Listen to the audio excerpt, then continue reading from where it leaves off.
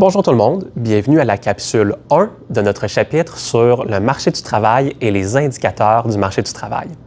Dans la capsule d'aujourd'hui, on va s'intéresser à l'enquête sur la population active qui se trouve être l'outil statistique que Statistique Canada utilise pour faire un suivi du marché du travail. Donc, d'abord, qu'est-ce que l'enquête sur la population active? L'enquête sur la population active, c'est très simple. C'est un sondage que Statistique Canada envoie à la population canadienne. En fait, je dis la population canadienne, c'est pas vrai que c'est tous les Canadiens qui répondent au sondage. Le sondage ici va viser la population résidente au Canada de 15 ans et plus. Donc, si vous avez moins que 15 ans, Statistique Canada ne s'intéresse pas à votre relation avec le marché du travail.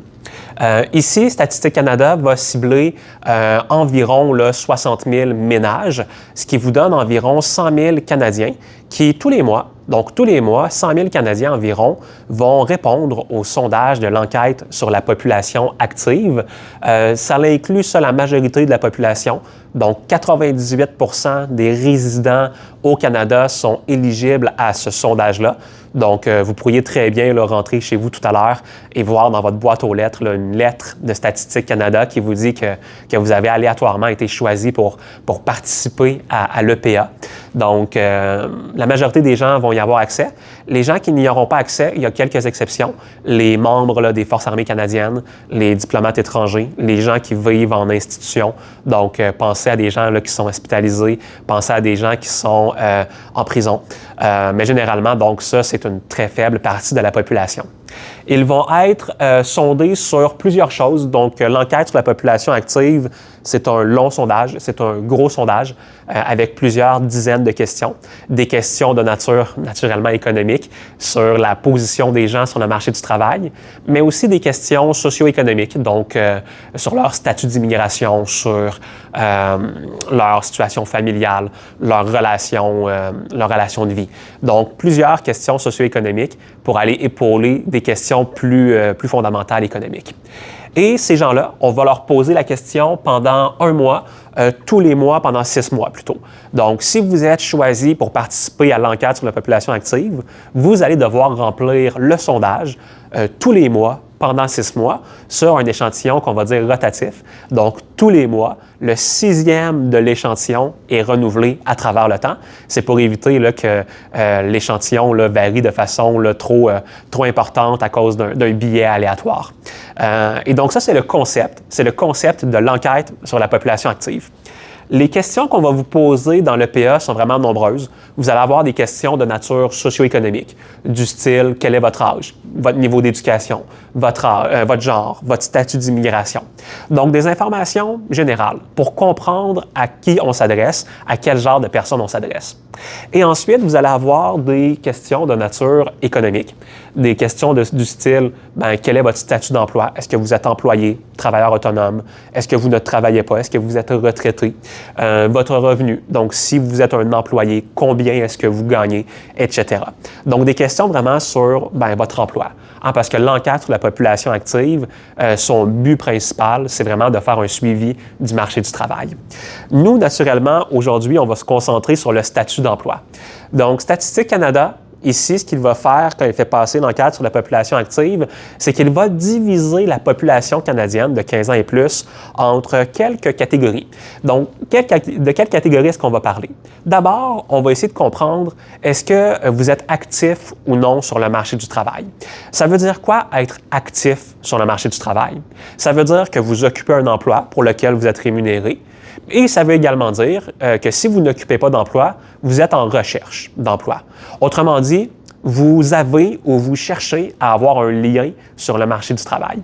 Donc, ces gens-là, on va les dire actifs. Par exemple, moi, je suis un enseignant d'économie, employé par mon institution. Et donc, à ce moment-là, je suis une personne active. J'occupe un lien sur le marché du travail. Il y a des gens qui, par contre, n'ont pas de lien avec le marché du travail. Des gens qui ne travaillent pas et qui ne cherchent pas à travailler. Principalement, ça va être ici les personnes retraitées. Donc, une personne retraitée de 80 ans, si Statistique Canada les appelle demain et leur dit « Est-ce que vous travaillez présentement? » « Non, je ne travaille pas. » « Est-ce que vous cherchez un emploi? » « Non, je suis à la retraite. Laissez-moi en paix. » Eh bien, cette personne-là va être considérée comme étant inactive. Vous avez donc les personnes retraitées, qui sont la majorité des personnes inactives, mais vous avez également d'autres personnes qui peuvent être inactives. Pensez à des étudiants à temps plein qui ne cherchent pas d'emploi. Vous êtes un étudiant et vous vous dites « je vais me concentrer à 100% sur mes études, je ne cherche pas d'emploi », bien parfait, vous êtes inactif du moment que vous avez 15 ans et plus. Si vous avez moins que 15 ans, vous ne faites pas partie de cette classification-là. Vous avez également les parents qui parfois vont occuper des tâches domestiques. Donc peut-être que votre père ou votre mère est resté à la maison pour s'occuper de vous en grandissant. À ce moment-là, votre parent n'occupait pas de lien avec le marché du travail. À faire attention, ce n'est pas parce que vous n'occupez pas de lien avec le marché du travail que vous n'avez pas de valeur économique. Donc c'est-à-dire qu'un parent qui fait une tâche domestique, clairement, il apporte quelque chose d'économiquement positif. Mais pour Statistique Canada, l'activité sur le marché du travail se définit par la réception vraiment d'un revenu d'emploi ou un lien d'affaires clair. Et donc ça, c'est pour l'activité. Donc, la population de 15 ans et plus, vous êtes dans une de ces catégories-là. Soit vous êtes actif, soit vous ne l'êtes pas, et il n'y a pas d'entre-deux. C'est un ou c'est l'autre. Ensuite, ce que Statistique Canada va aller faire, c'est qu'il va aller regarder avec plus de précision les personnes actives, les personnes qui ont un lien avec le marché du travail pour comprendre la nature du lien qu'ils vont occuper. Donc, une personne qui est active sur le marché du travail, il y a également deux seules possibilités. Soit cette personne active-là occupe un emploi, c'est-à-dire qu'elle reçoit un salaire ou un revenu en rémunération des services qu'elle rend à une entreprise, ou la personne est en recherche d'emploi. C'est-à-dire que si vous ne travaillez pas, mais que vous cherchez un emploi activement et honnêtement, Statistique Canada considère que vous êtes une personne active sur le marché du travail. Vous faites partie de l'écosystème du marché du travail. Et pour les gens qui occupent un emploi, encore une fois, vous avez deux possibilités. Vous êtes employé soit à temps plein, soit à temps partiel. Donc ça, c'est les différentes catégories. Pour reconnaître les catégories, je vous dirais que vous pouvez vous poser généralement deux questions. Donc deux questions pour classifier n'importe qui dans l'économie. Un, est-ce que tu travailles présentement? Si la réponse à cette question-là est oui, bien déjà, on sait que tu es une personne active et occupée. Si la personne répond non, est-ce que vous travaillez présentement? Non. On peut se poser une deuxième question. Est-ce que vous êtes en recherche active d'emploi? Si la réponse à cette question-là, c'est oui, bien à ce moment-là, vous êtes une personne active au chômage. Et si vous répondez non à cette deuxième question-là, eh bien, il reste juste la possibilité d'être inactif. Donc ça, c'est les deux grandes questions qu'on peut se poser pour classifier n'importe qui dans l'économie. Vous pouvez également donc regarder les chiffres. Donc, rapidement, avec vous, les chiffres, ça ressemble à quoi, la classification des Canadiens? D'abord, vous avez au Canada 34,5 millions de Canadiens de 15 ans et plus qui sont admissibles donc, à l'EPA, donc qui font partie des gens qui pourraient effectivement être sondés. Sur ce 34,5 millions-là, la majorité des gens sont actifs sur le marché du travail. Ce n'est pas une surprise. De la façon que la pyramide des âges est faite, bien, si les gens prennent leur retraite à 65 ans, disons en moyenne, eh bien, vous avez une grande période de temps où les gens vont occuper un emploi. Donc, 22,5 millions de gens qui sont actifs contre environ 12 millions de gens qui sont inactifs. Malheureusement, pour nous, Statistique Canada ne nous donne pas tant de détails sur le statut de ces gens inactifs-là. C'est dommage, j'aurais aimé ça vous montrer une décomposition de qui est inactif et pour quelles raisons ils sont inactifs. Je présume que c'est majoritairement des gens qui sont retraités, mais là, je ne pourrais pas vous dire à quel point c'est le cas.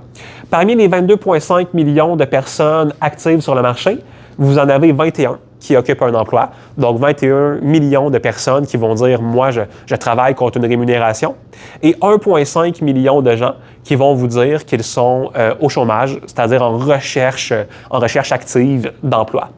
Et vous pouvez finalement encore décomposer les gens qui occupent un emploi à temps plein ou à temps partiel. Ce que vous pouvez remarquer dans cette figure-là, donc vous n'avez pas besoin d'apprendre ces chiffres-là par cœur, mais ce que vous pouvez remarquer, c'est vraiment la décomposition par catégorie. La population active de 15 ans et plus, eh bien, c'est la somme des gens qui sont actifs et des gens qui sont inactifs.